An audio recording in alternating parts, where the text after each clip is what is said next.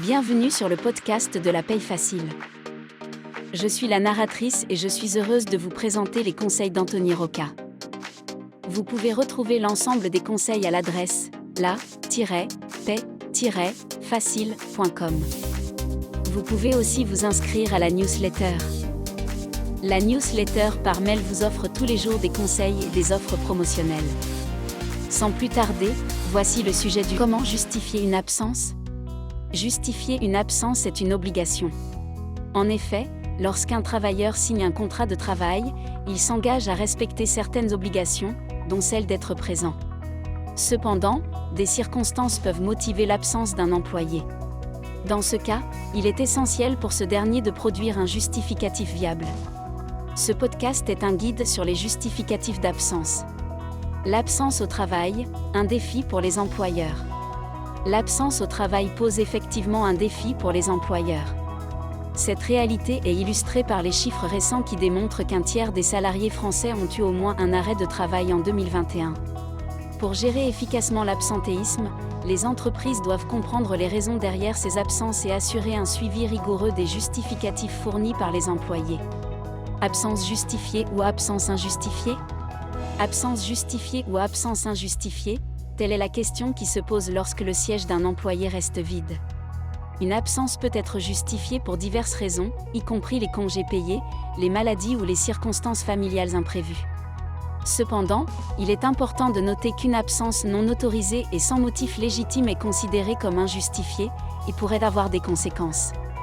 Le justificatif pour justifier une absence au travail, une obligation ? Il est indispensable pour le salarié d'apporter un justificatif lors de son absence, quel que soit le motif. Le justificatif d'absence est la preuve tangible de la raison de non-présence de l'employé. Ce dernier doit fournir ce justificatif, qu'il s'agisse d'un jour ou d'une période prolongée. Quel délai pour fournir un justificatif ? Concernant le délai, le salarié doit fournir son justificatif dans les 48 heures suivant son absence. Dans ce laps de temps, il doit également informer son employeur de son absence, soit par oral, soit par écrit. En l'absence de justificatif dans ce délai, l'employeur peut engager des mesures appropriées pour obtenir une explication, voire prendre des sanctions. Quel justificatif doit fournir le salarié ? Le type de justificatif dépend largement du motif de l'absence. Par exemple, en cas de maladie, un certificat médical est requis. Pour une absence due à un événement familial, un certificat de mariage, de décès ou de naissance peut être fourni. En cas de grève des transports, une attestation de la compagnie de transport peut servir de justificatif.